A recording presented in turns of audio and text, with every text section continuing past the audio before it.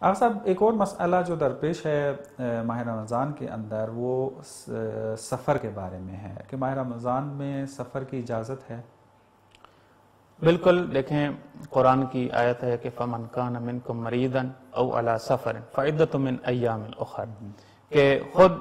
خالق کائنات نے قرآن مجید میں یہ اجازت دی ہے کہ اگر کوئی شخص جو ہے وہ سفر میں ہے یا مریض ہے تو وہ روزے کو قصر کر سکتا ہے، یعنی روزے کو چھوڑ سکتا ہے کہ روزہ نہ رکھے، جی، پھر وہ ماہ رمضان کے علاوہ جو باقی ایام ہے پورے سال میں اس میں وہ قضا رکھ سکتا ہے روزہ۔ تو سفر کی تو اجازت ہے، کوئی مسئلہ نہیں ہے، بلکہ ان دو چیزوں کو خود اللہ کی ذات نے استثناء قرار دیا ہے۔ تو اب بات یہ ہے کہ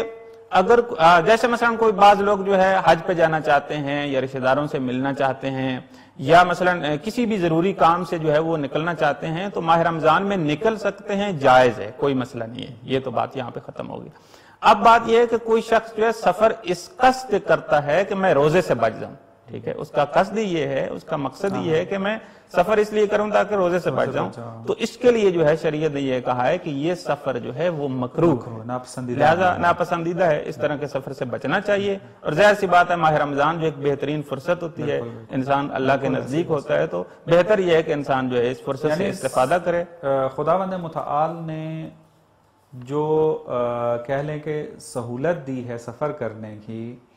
وہ جینین افراد کے لیے ہے، یعنی جن کو واقعاً سفر کی ضرورت ہے وہ جا کر کریں، اور سفر میں پھر روزے کو نہیں رکھا، قصر کر دیا ہے، اس کی اپنی وجوہات ہیں شریعت میں۔ تو اب اس کو بہانہ بنا کر مومنین و مسلمین کو یہ نہیں چاہیے کہ وہ روزے سے بچنے کے لیے سفر کرنے لگ جائیں کہ یہ ناپسندیدہ عمل ہے۔ ہاں، روزہ باطل نہیں ہوگا، اگر کوئی روزہ سے بچنے کے لیے سفر کر لیتا ہے تو اخلاقاً تو درست نہیں ہے اس کا، لیکن شرعی طور پہ روزہ اس کا باطل نہیں ہے۔